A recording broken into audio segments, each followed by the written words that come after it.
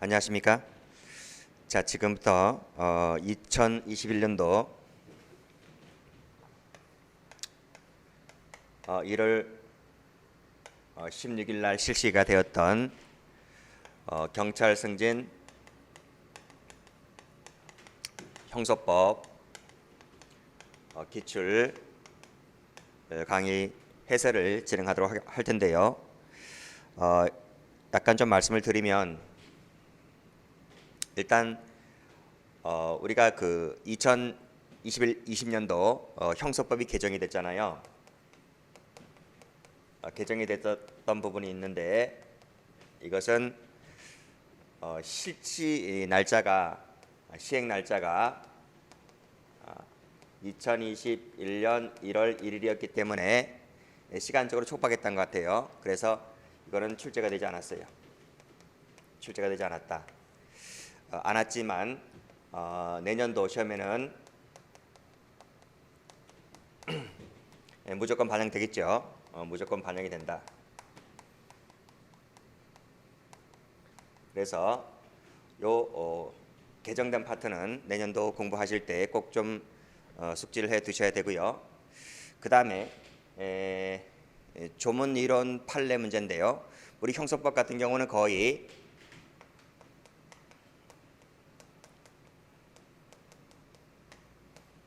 형소법은 지금까지 역대 기출을 보면 이거 중심으로 출제가 됐잖아요. 그렇죠? 이거 중심으로 출제가 되었었는데 이번 시험에서는 이것도 출제가 되었다는 거예요. 자, 그래서 우리 맨 앞에 총설 파트가 있고 그 다음에 수사 증거 파트가 있고 기타 나머지 이 파트가 있는데 이번 시험에서는 이 수사 증거 파트에서 전체 40문항이죠. 40문항에서 이 수사 증거 파트에서 30문항이 출제가 됐다는 거예요. 역대 최고입니다. 역대 최고. 그래서 여러분 알고 계시다시피 내년도부터는 공채 시험하고 경감부 시험, 그렇죠? 에서 형사법이라는 과목이 이제 형법과 형소법이 합쳐지죠. 그래서 형소법 중에서는 수사 증거 파트만 살아남기 때문에 그걸 그 영향이 있는지 모르겠지만 그래서 수사 증거 파트가 역대 과거 어느 시험보다도 출제가 많이 되었다는 거예요. 많이 되었다. 또 한 가지 특징이 있다면 원래 총설 파트가 예전에는 그렇게 많이 출제가 되지 않았었는데요. 이번 시험에서는 이것이 7문항 정도가 출제가 되었다는 거예요. 그럼 보세요. 이 나머지라고 했잖아요. 그렇죠? 나머지 중에서 약식 명령하고 그 다음에 직결심판, 이건 우리 맨 끝에 있는 부분이잖아요. 항상 시험 범위를 대비하셨을 텐데 여기서 한 문제가 출제가 됐다는 거예요. 그러면 이것이 2문제잖아요. 2문항. 그러면 보세요. 수사 증거 파트에서 30문항, 총설 파트에서 7문항, 약식 명령 직결심판에서 2문항. 그러면 39문제잖아요. 39문제. 그 나머지에선 거의 안 나왔다는 얘기예요. 그렇죠? 그렇죠? 근데 어쨌든 수사 증거 파트야 우리가 항상 시험 범위에 염두를 해놓고 공부를 하는 파트이고 약식과 직결심판도 그랬었고, 그래서 비록 어느 한쪽에 쏠림 현상이 발생했지만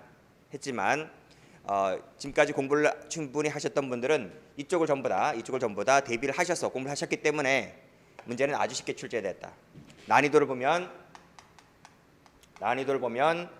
중급이 안 돼요. 중급이 안 되고 학급에 해당할 정도로 아주 쉽게 출제가 되었다. 이렇게 보시면 됩니다. 왜냐하면 다 이쪽 파트를 다 공부를 하셨고, 그리고 이 이론 파트에서 약간 까다롭다라고 볼 수는 없죠. 왜냐하면 형소법 파트 공부하실 분들은 다 공부를 하셨기 때문에, 그렇기 때문에 뭐 이론 문제가 약간 나왔다 하더라도 난이도에서는 하급 정도였기 때문에 뭐 그다지 형소법에서는 그다지 뭐 어렵다라고 보진 않아요. 형법은 더 쉽죠. 형법도 마찬가지입니다. 형법도 난이도가 꽝이었다. 그래서 이 두 과목을 보게 되면 거의 한두 개 정도 틀리면 잘한 것이다. 그렇죠? 뭐 특히 잘했다고 볼 수가 없는데 한두 개 한두 개 틀렸다고 하는 것은 한 평타 정도 될 것 같아요. 자, 그러면 형소법 해설 강의를 한번 해보도록 하겠습니다. 제가 그 이론 파트가 좀 나왔다고 했잖아요. 이론 파트를 출제한 걸 보면 대학 교수가 출제에 들어갔나? 이런 생각을 좀 합니다. 물론 대학 교수만 들어가서도 안 되고 현직만 들어가서도 안 되는데 뭐 그 두 분야 현직 분들과 대학 교수가 같이 출제가 들어가면 좋긴 한데 그 앞에 뭐 1번부터 해서요. 1번 그다음에 뭐 몇 번입니까? 등등 해서 이런 문제를 보게 되면 이 대학 교수가 출제가 들어갔다는 느낌도 없지 않아 좀 있어요. 자, 그러면 먼저 1번부터 강의에 들어가도록 하겠습니다. 강의 들으실 때요. 강의 들으실 때 요 프린트 있죠, 프린트. 요 프린트 해설 프린트가 있는데 그 다운 받으셔서 같이 강의를 들으시면 보다 쉽게 강의를 들으실 수가 있습니다. 자, 먼저 1번부터 보도록 하죠. 자, 형소법의 이념과 구조에 대한 설명으로서 적절한 것은 그랬어요. 자, 1번에 형소법은 형사사법의 정의를 지향하고 있다. 정의 밑줄 그시고 이 정의를 지향하고 있는 것은 형소법도 지향하고 있지만 형법도 지향을 하고 있어요. 정의 지향하는 점에서는 뭐 공통점이라고 볼 수가 있죠. 그렇지만 형법에 비해서 도덕적, 윤리적 성격이 강하다. 이게 틀렸죠? 형법이 바로 도덕적, 윤리적 성격이 강한 거예요. 형소법은 기술적 성격이 강한 것이고, 그래서 우리가 형법 조문을 가보면 뭐뭐 하지 말라 이렇게 돼 있잖아요, 그렇죠? 살인하지 말라, 그렇죠? 강간하지 말라. 그 뜻이 바로 뭐예요? 도덕적, 윤리적 성격이 강한 것이기 때문에 그래요. 그래서 형법에 비해서 도덕적, 기술적 성격이 강하다 이렇게 쓰면 안 되고요. 기술적 성격이 강하다 이렇게 하셔야 돼요. 그래서 1번은 틀렸어요. 자, 2번을 보면 10사람의 범인을 놓치는 한이 있더라도 한 사람의 죄 없는 사람을 벌해서는 안 된다는 것은 적극적, 실체적 진실주의 표현이다. 적극적이 아니고 소극적이죠. 그렇죠? 자, 3번을 가볼게요. 우리 형소법에는 직권주의와 당사자주의 요소가 혼재되어 있다. 맞습니다. 그래서 해설도 보시면 직권주의 요소 등등을 적어놨고 당사자주의 요소도 등등을 적어놨어요. 그래서 답은 3번이죠. 그래서 답은 쉽게 고를 수가 있었던 것입니다. 4번을 보게 되면 형소법은 절차법이다. 실체법은 형법이다. 맞는 말인데 이 형소법과 형법의 관계에 있어서 목적과 수단의 관계라 이렇게 쓰진 않거든요. 형소법과 형법을 두고 목적과 수단의 관계에 있다 이런 표현을 안 쓰고요. 또 형소법은 순수한 한목적적 규범이다라고 하는 것도 틀린 말이에요. 순수한이란 말이 틀린 거죠. 우리 형소법은 해설에 나와 있듯이 공판 절차는 법적 안정성이 강조되고 형집행 절차에서는 한목적성이 강조되고 있기 때문에 이것이 법적 안정성 플러스 한목적성이 혼재되어 있는 거예요. 그래서 순수한이라고 하는 말이 틀렸고 목적 수단의 관계라는 말도 쓰면 안 돼요. 그래서 그 해설에 나와 있듯이 형소법은 실체법을 실현시키는 경우인 것이지 이 목적과 수단의 관계다 이렇게라는 표현은 어느 교재에도 나와 있지 않습니다. 그래서 정답은 3번이 되는 거예요. 자, 넘기셔서 2번을 한번 보도록 하겠습니다. 자, 신속한 재판의 원칙이라고 하는 것은 항상 늘 출제 범위에 들어갔었죠. 적정 절차의 원칙과 함께 항상 출제 범위에 들어갔었는데 다음 중 옳지 않은 것은 냈었어요. 자, 1번 집중 심리주의 공부 많이 하셨죠? 이틀 이상 맞고요. 매일 개정해야 된다 맞고요. 14일 다 맞는 말입니다. 2번을 가볼게요. 형사 피고인은 헌법 밑줄 그시고요. 헌법에 의해서 신속한 재판을 받을 권리를 보장받고 있다. 맞아요? 맞아요. 맞다. 헌법에 규정되어 있죠. 그 다음에 3번을 가보면 구속 기간에 대해서 사건에 대해서 법원이 구속 기간 내에 재판을 하면 되는 것이다. 맞고요. 따라서 구속 기간 내에 재판을 하면 되는 것이기 때문에 구속 만기 25일을 앞두고 1회 공판이 있었다. 어쨌든 약간 늦은 감이 없지는 않지만 그렇죠? 구속 기간 내에 재판이 이루어지기 때문에 신속한 재판을 받을 권리를 침해하지는 않았다고 보았습니다. 자, 됐고 그 다음에 4번을 가보면 형소법에 따르게 되면 그 밑에 30일 이내에 공소장을 제출해야 된다고 했었는데요. 우리 형소법에는 언제까지 공소장을 제출하라는 말이 없어요. 이것도 역대 기출지문에 다 들어와 있는 것들이죠. 그래서 이 문제 2번 같은 경우에는 거의 기출지문을 찾아보면 전부 다 있는 지문들이기 때문에 답도 쉽게 고를 수가 있었던 것입니다. 정답은 4번이 되는 거죠. 자, 3번 문제 갑니다. 다음 중 역시 적법 절차 원칙 관련돼서 옳지 않은 것을 골라라 그랬습니다. 자, 1번, 그 다음에 2번, 3번, 4번 다 공부를 했던 것들이고 기출문제집이라든지 기본서에 다 나와 있던 것들입니다. 새로운 질문이 없는 거예요. 자, 1번을 볼게요. 자, 사회보호위원회가 전문기관이죠. 치료감호 종료 여부를 결정하도록 했다라고 했을 때 이것은 마지막 줄에 적법 절차에 위배되지가 않는다. 맞죠? 그래서 치료감호를 언제 개시할까, 종료 여부를 언제 할까라고 하는 것은 법관보다는 전문가들로 구성된 사회보호위원회, 여기는 누가 구성되어 있어요?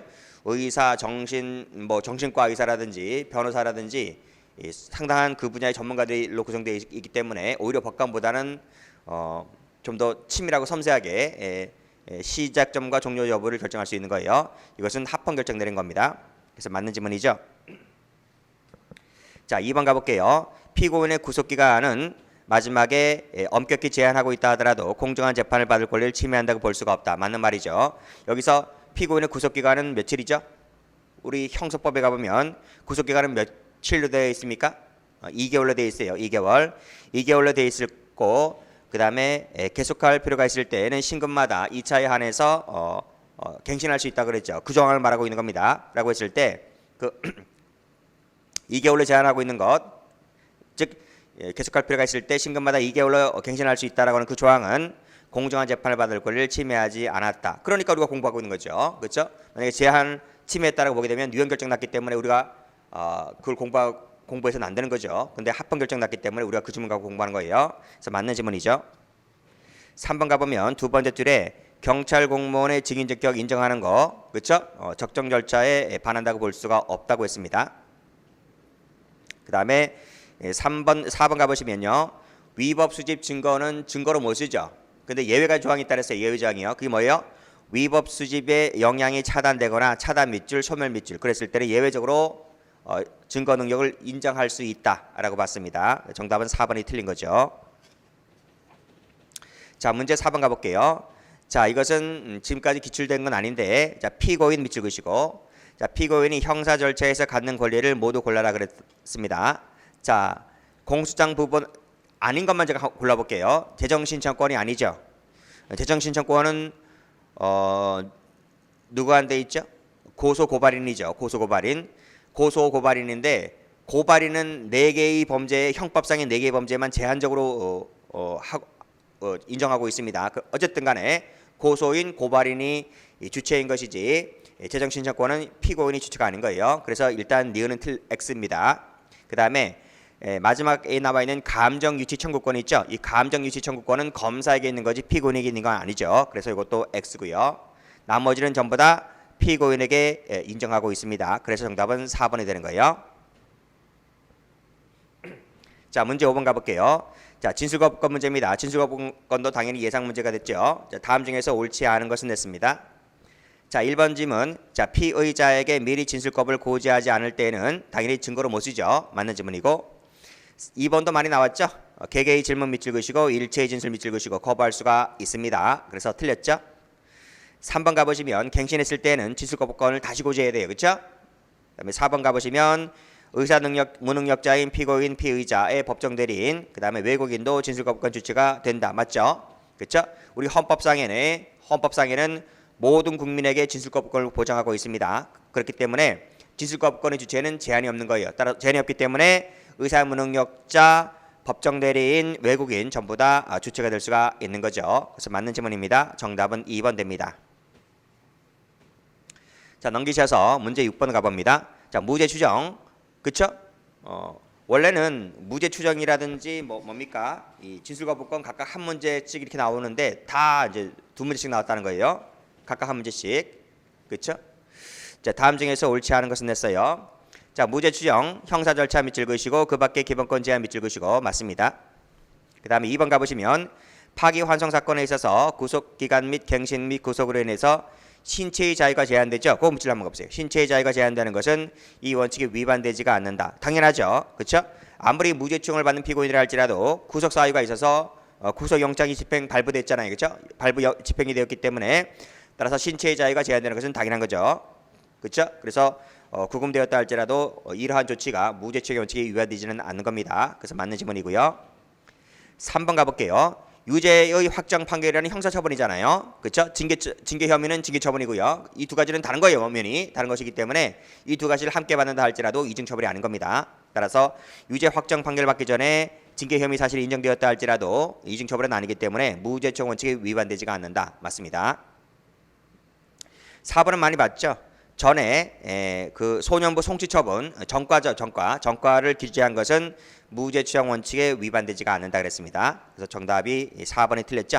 그렇죠? 쉬운 문제고요. 자, 넘기셔서 7번 가봅니다.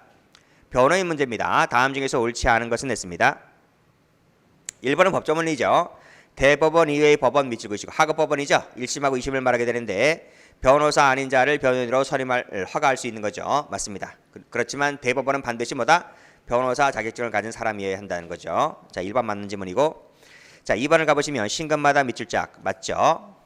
그 다음에 첫 번째 줄 끝에 가보시면 변호인 선임서를 제출하지 아니한 채 상고 이의서만을 제출했다. 그쵸? 그쵸? 근데 상고 이의서 제출 기간이 경과한 후에 선임서를 제출했다 하더라도 하자 치유가 안 되죠. 그쵸? 하자 치유가 되지 않기 때문에 적법 유효한 상고 이의서가 될 수가 없는 거죠. 맞는 지문입니다.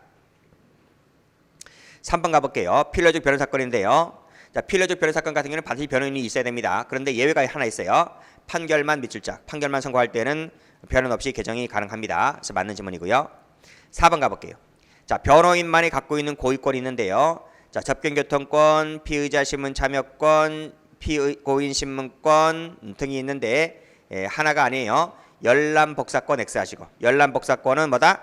변호인만이 갖고 있는 것이 아니라 열람복사권은 피고인과 변호인이 모두 중복해서 갖는 권리이기 때문에 4번이 틀린 겁니다. 정답은 4번이 되는 거죠. 어려운 문제 아니에요. 자, 넘기셔서 8번 가봅니다. 자, 다음 중에서 적절하지 아니한 것을 골라라 그랬어요. 자, 피의자는요. 수사 개시부터 공소 제기 전까지를 말하죠. 공소 제기 이후는 피고인이 되는 것이기 때문에, 또 수사 개시 전에는 내사자라든지 피내사자라든지 용의자가 되기 때문에 피의자의 개념은 뭡니까? 수사 개시부터 공소 제기 전까지다. 맞습니다. 진범인간을 불문하죠. 자, 두 번째, 피의자의 지위는 뭐다? 실질적으로 수사를 개시하는 행위를 한 때부터 시작되죠. 맞습니다. 3번 가보시면 피의자의 권리와 피고인 권리는 동일하지 않죠.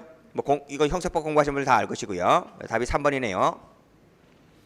자, 4번을 가보면 자, 피의자의 지위를 강화하기 위해서는 진술거부권 등이 보장되고 있다. 맞습니다. 정답은 3번. 자, 넘기시죠. 문제 9번을 가봅니다. 자, 다음 중에서 옳지 않은 것은 냈어요.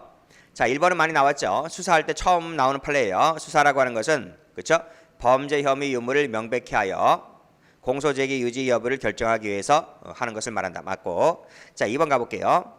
자, 형사법은 범죄 혐의가 있다고 사료할 때는 수사를 개시하여 사실을 밝혀야 할 수사기관의 직무상의 의무를 규정하고 있다. 당연하죠.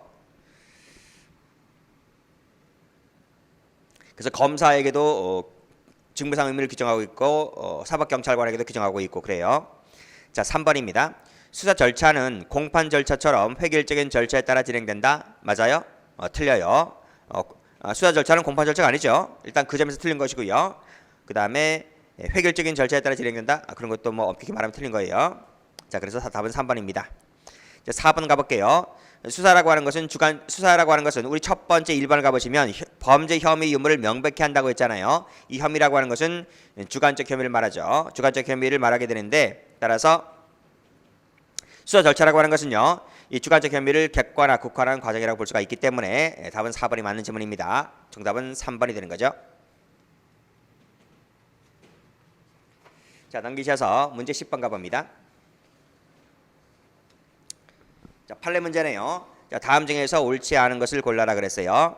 자, 1번도 많이 본 판례죠. 자, 구속영장 발부 밑줄 그으시고, 그래서 적법하게 구금된 피의자입니다. 자, 이 사람이 조사실 출석을 거부합니다. 그럼 못 끌고 나옵니까? 영장을 발부했기 때문에 그 영장 효력에 의해서 조사실로 구인할 수가 있는 거죠. 근데 어디까지나 이것은 임의수사이기 때문에 일체의 진술을 거부할 수가 있다. 맞습니다. 자, 문제 2번 가볼게요. 자, 첫 번째 줄 끝에 가보시면 세무종사 공무원의 고발에 앞서서 수사를 할 수 있나요? 친고죄라든지 반의사벌벌죄 같은 경우에 고소나 고발이 있기 전에도 수사를 진행할 수가 있죠? 있죠? 있어요. 있기 때문에 그 밑에 줄에 세무서장이 공소제기 전에 고발하였다 할지라도 그렇죠? 어쨌든 고소 고발이 없다 하더라도 수사를 진행할 수가 있지만 공소제기 전까지만 고소 고발을 하면 고소나 고발을 하면 되는 것이기 때문에 이것은 뭐다? 그 절차가 무효라고 볼 수가 없다라고 하는 것이 학설과 판례입니다. 판례는 이렇게 보고 있는 거죠. 맞는 지문입니다. 3번을 가보시면 교도관 밑줄 그시고 임의 제출물 밑줄 그시고 마지막에 동의를 받아야 합니까? 동의 받을 필요가 없어요. 정답은 3번이 되는 거죠.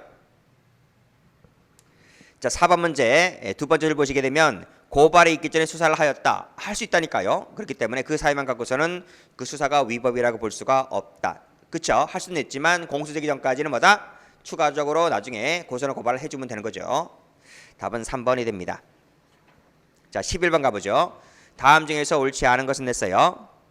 자, 함정수사는 뭐 많이 나왔죠. 그래서 기회 제공형, 범위 유발형을 나눠서 공부를 하시면 됩니다. 자, 먼저 1번을 가보시면 이미 범행을 저지른 범인을 검거하기 위해서 이건 범위 유발형이 아니죠. 기회 제공형이기 때문에 함정수사라고 볼 수가 없다. 맞습니다. 2번 가보시면 추가 범행을 지켜보고 있다가 범죄 사실이 많이 늘어난 뒤에야 피고를 체포하였다. 이것도 뭐죠? 기회 제공형이죠. 이기 때문에 위법하다고 볼 수가 없다라고 봤습니다. 3번도 수사기관과 직접적인 관련을 맺고 있지 아니한 상태이기 때문에 범위 유발형이 아니죠. 따라서 마지막에 위법한 함정수사가 되지 않습니다. 4번을 가보면 이게 부축배기 절도범 사건이잖아요. 이것도 기회 제공형이죠. 그렇기 때문에 위법한 함정수사가 아닌 거죠. 정답은 4번이 됩니다. 1, 2, 3, 4 전부 다 역대 기출지문에서 다 나왔던 것들이에요. 정답은 4번. 자, 넘기셔서 국정법 문제입니다. 그렇죠? 국정법도 당연히 예상되는 거죠. 다음 중에서 옳지 않은 것은 냈어요. 자, 국민참여재판에 변론이 없을 때에는 직권 밑줄 그시고 선정해야 한다. 맞죠? 의무적입니다. 일반 공판 절차 같은 경우는 의무적인데 국민참여재판 같은 경우에는 필요적입니다. 그래서 맞는 말이고. 자, 2번 배제 결정을 하기 전에 검사, 피고인, 변호인 의견을 들어야 되죠? 맞고. 3번 자, 국민참여재판에 대해서 검사, 피고인, 변호인이 신청이 있다면 통상 절차로 회부하여야 하며 맞죠? 그 회부에 대해서는 불복할 수 있나요? 불복이 안 돼요. 국민참여재판에서 불복이 되는 게 딱 하나가 있는데 그게 바로 배제 결정이야. 배제 결정. 그 참여 배제 결정에 대해서만 이 불복이 가능하고요. 즉시항고죠. 즉시항고 가능하고 이 지문에 나와 있는 3번 같은 지문은 즉시항고 불복이 안 됩니다. 네, 틀렸습니다. 그럼 4번 지문 맞죠? 의견이 일치되지 않을 때는 다수결 방법으로 정한다. 맞습니다. 자, 13번 가보죠. 자, 영장 보세요. 이 영장에 따른 체포제도도 무수히 많이 나왔어요. 그래서 아까 여기도 저것 드렸잖아요. 수사 파트에서 30문제 나왔다고. 수사하고 중간 파트 30문제 나왔다고요. 그래서 13번 보시면 영장에 의한 체포고요. 다음 페이지 넘겨보시면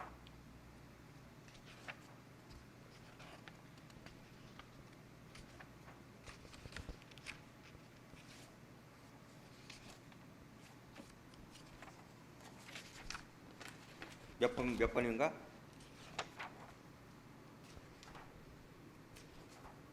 24번 현행범 체포죠. 25번 긴급 체포고요. 그래서 체포가 3개가 다 나왔어요. 현행범 체포, 긴급 체포, 통상 체포. 자, 보겠습니다. 13번. 자, 다음 중에서 옳지 않은 것을 골라라. 1번 쉽죠. 그렇죠? 경미범죄 특칙이죠. 다액 50만 원 이하 벌금 구리고 아래 사건입니다. 그래서 두 가지인데 주거가 없을 때, 그 다음에 출석 요구에 불응했을 때 그때 한해서 체포할 수 있다. 맞죠? 2번. 자, 형사법은 체포 전 피의자 신문제도를 두고 있다. 이것도 기출이죠? 없어요. 체포 전 신문제도는 두고 있지 않다. 구속 전 신문제도는 두고 있어요. 그렇지만 체포 전 신문제도는 두고 있지 않다. 답은 2번입니다. 3번에 체포한 후에 다시 구속하고자 할 때는 체포한 때부터 48시간 내 맞죠? 그렇죠? 48시간 동그라미입니다. 그다음에 4번을 가보시면 급석을 요할 때는 영장이 발부되었음을 알리고 집행할 수가 있고 그다음에 완료 후에는 신속히 체포영장을 제시해야 된다는 것도 맞고요. 아주 쉬운 문제입니다. 자, 넘기셔서 14번을 가봅니다. 자, 고소고발 문제입니다. 다음 중에서 옳지 않은 것을 골라라 그랬어요. 자, 1번 보시면 성폭력 처벌법 문제죠. 그렇죠? 피해자의 변호사는 밑줄 가보세요. 대리권이죠. 대리권이기 때문에 대리에서 의사표시를 철회하거나 처벌을 희망하는 의사표시하지 않는 의사표시를 할 수가 있는 것입니다. 그래서 기억 동그라미고요. 자, 니은 보시면 검사가 불기소 처분을 하였다가 나중에 공소를 제기했을 때 세무공무원의 새로운 고발이 있어야 합니까? 있을 필요가 없어요. 그래서 그 종전한 고발은 여전히 유효하기 때문에 새로운 공고발이 있을 필요가 없다. 이것도 기출이고요. 틀렸네요. 3번 가보시면요. 수개 나와 있고 일부 나와 있는데 두 번째 줄 보시게 되면 동일성이 인정되지 않는 다른 사실 밑줄 쫙 가보세요. 그랬을 때는 효력이 미치지 않죠. 동일성이 있다고 한다면 효력이 미치지만 동일성이 인정되지 않았을 때는 효력이 미치지 않습니다. 그래서 맞는 질문이죠. 4번 가볼게요. 반의사 불벌죄인데 고소 불가원의 원칙 얘기죠. 고소 불가원의 원칙은 고소에만 적용되는 것이지 이 반의사 불벌죄라든지 즉시 고발 사건에는 적용되지 않습니다. 그래서 마지막에 미친다고 했기 때문에 틀린 거예요. 정답은 옳지 않은 것은 니은하고 리을이기 때문에 답은 2번 됩니다. 자, 15번 갑니다. 자, 불신검문에 대한 문제입니다. 다음 중에서 옳지 않은 것은 했어요. 자, 1번 가볼게요. 자, 불신검문 대상자에게 있어서 체포나 구속에 이를 정도의 혐의가 없을지라도 맞는 말이죠. 체포나 구속은 객관적 혐의가 있을 것을 전제로 하지만 이 불신검문 같은 경우는 객관적 혐의를 요하지 않기 때문에 체포나 구속에 이를 정도의 혐의가 없을지라도 이 질문은 맞는 거예요. 자, 마지막에 객관적 합리 기준에 따라서 판단하겠다. 맞습니다. 자, 불신검문은 수사가 아니에요. 의무사로 볼 수 없기 때문에 따라서 의무사로 보았겠다는 말은 틀린 거죠. 니은 X. 3번에 쉽죠? 충분히 알고 있었다고 보일 때는 신분증 제시하지 않았다 할지라도 위법이라고 보지 않았습니다. 동그라미. 4번도 동그라미죠? 그 날치기 사건 범인과 흡사한 인상착의 사람이 다가오는 것을 보고 성질 요구하였다. 이거 맞습니다. 그래서 적법한 불신검문을 보았다. 동그라미고요. 자, 미음번입니다. 임의 동행에 앞서서 진술거부권과 변호인 조력을 받을 권리를 고지해야 된다. 고 했는데 변호인 조력을 받을 권리 고지는 맞아요. 근데 진술거부권이 X죠. 진술거부권 제도는 피의자 피고인에게 대상 고지하는 겁니다. 피의자나 피고인에게. 근데 불신검문은 수사가 아니기 때문에 진술거부권 고지할 필요가 없는 거예요. 틀렸죠. 틀린 것은 몇 건가요? 니은 X, 미음 X. 답은 2개입니다. 답은 1번.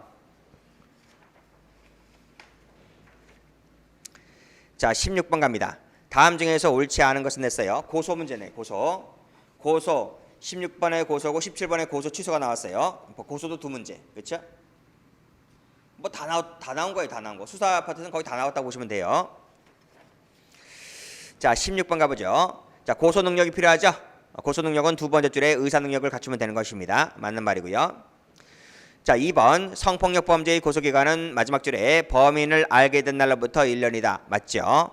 1년입니다. 1년. 그 다음에 그러니까 다른 죄의 고소기간은 6개월이잖아요. 6개월인데 성폭력 범죄 같은 경우는 좀 더 길어요. 1년입니다. 3번 가보죠. 자, 포탈 범죄는 각 사업 회계 연도마다 한 개씩 범죄가 되게 되는데 그때 일부에 대한 공소제기 효력은 전부에 미친다. 맞습니다. 4번 가보죠. 자, 명의신탁 문제죠. 명의신탁은 형법 배우신 분들은 알잖아요.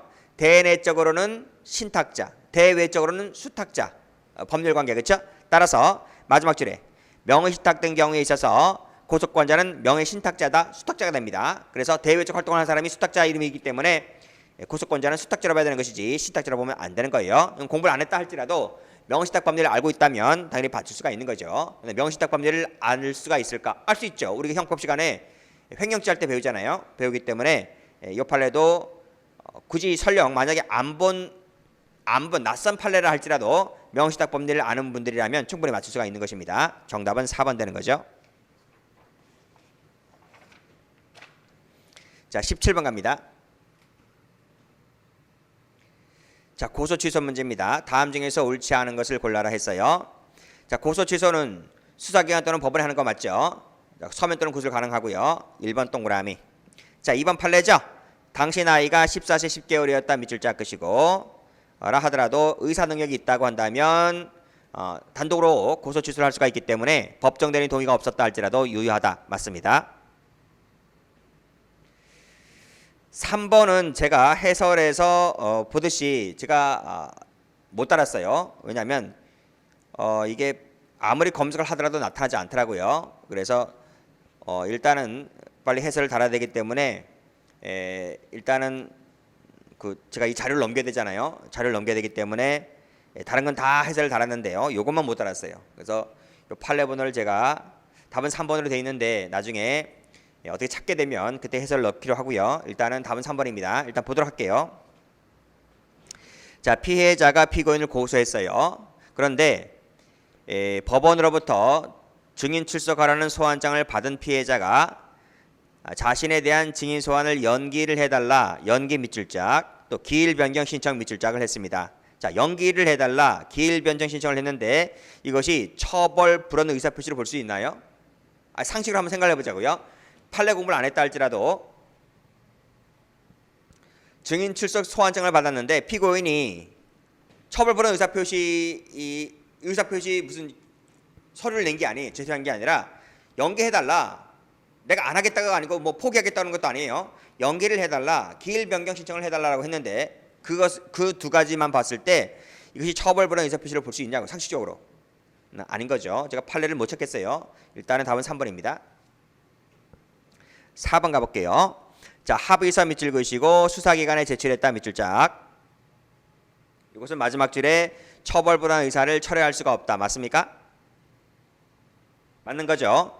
합의서를 수사기관에 제출하였다면 피해자의 처벌 불원 의사 표시가 수사기관에 적법하게 표시가 되었다고 볼 수가 있기 때문에 철회할 수가 없는 것이에요. 그래서 답은 맞는 지문이고 답은 3번 됩니다. 18번 가볼게요. 다음 중에서 옳지 않은 것을 골라라 그랬어요. 자, 불구속 상태에서는요 변호인 참여 요구할 권리를 당연히 가지죠. 그렇죠? 뭐 구속 상태에서만 가집니까? 아니잖아요. 구속 상태에서만 변호인 참여의 권리를 갖는 것이 아니라 불구속 재판의 원칙이기 때문에 불구속 상태에서도 뭐다 변호인 참여 요구 권리를 갖고 있는 것은 당연한 거죠. 자, 2번 가봅니다. 자, 이 조서에 추가로 기재해야 하며 이의를 제기하였던 부분 밑줄 그으시고 요거는 삭제되어야 한다. 이것도 기출지문이죠. 그렇죠? 법조문 할 때도 말씀드렸고 기출지문에도 많이 나왔었고요. 삭제하는 것이 아니라 이의를 제기하였던 부분은 읽을 수 있도록 남겨두어야 되는 것이에요. 이건 법조문 얘기죠. 정답은 2번. 3번에 기재하는 거 맞고요. 4번에도 기록하는 거 맞고 편찬하는 거 맞습니다. 답은 쉽습니다. 2번. 자, 19번 가보죠. 자, 신뢰 관계자의 동석도 뭐 역대 기출이 많이 됐던 것이고 뭐 당연히 예상되는 지문이죠. 자, 당연히 출제가 됐습니다. 다음 중에서 옳지 않은 것을 골라라 했어요. 1번 가볼게요. 자, 두 번째 줄에 현저하게 불안 또는 긴장을 느낀다고 한다면 마지막 줄에 신뢰 관계자를 동석하게 할 수 있다. 이게 있다. 의무적 재량입니다. 재량. 그 다음에 2번을 가보시면 13세 미만 밑줄 그으시고 미약 밑줄 그으시고 이건 하게 하여야 한다죠. 의무적이고. 그래서 1번은 의무적, 2번은 필요적. 3번 맞죠? 4번 보시면 자, 두 번째 줄에 재판장은 동석한 자가 부당하게 재판의 진행을 방해하거나 그랬을 때는 뭐다? 중지를 명할 수 있고 동석 자체를 중지시킬 수도 있는 거예요. 답이 4번에 틀렸어요. 자, 넘기시죠. 자, 20번입니다. 자, 영상 녹화 제도에 관련된 문제인데요. 다음 중에서 옳지 않은 것을 골라라. 1번 피의자의 진술을 영상 녹화할 수가 있죠. 그렇죠? 피의자 같은 경우에는 사전고지죠. 사전고지. 그래서 미리 영상 녹화 사실을 알려줘야 되는 것이고 전 과정이 녹화되어야 합니다. 편집 가능성이 있기 때문에. 대신 동의받을 필요는 없죠. 그렇죠? 그 다음에 3번을 가볼게요. 3번을 가보면 피의자 아닌 자죠. 참고인이죠. 참고인 영상 녹화 끌 때는 동의받아야 됩니다. 그래서 1번은 동의받을 필요가 없지만 3번은 동의를 받아야 된다. 맞습니다. 2번도 지체 없이 맞고요. 4번 가볼게요. 자, 아동 청소년 대상 성폭력 범죄 피해자 진술을 영상 녹화 뜰 때 그 피해자나 법정 대리인이 거부하더라도 영상 녹화를 해야 한다. 친권자 중 일방인 때는 그러하지 않다. 이게 틀렸어요. 틀렸단 말이에요. 그러니까 원래는 뭐다? 이 아동 청소년 범죄라든지 성폭력 범죄 같은 경우에는요. 피해자라든지 법정 대리인이 원치 않을 때는 영상 뜨면 안 돼요. 영상을 뜨면 안 되지만 예외가 있어요. 가해자 중에 가해자가 친권자 중에 일방일 때는 그때는 뭐다? 하든 원치 않든 무조건 뭐 한다? 영상을 떠야 되는 거예요. 이렇게 해서 4번이 틀린 지문이죠. 자, 여기까지 하고 쉬었다가요. 나머지 문제를 풀도록 하겠습니다. 잠시 쉬도록 하겠습니다.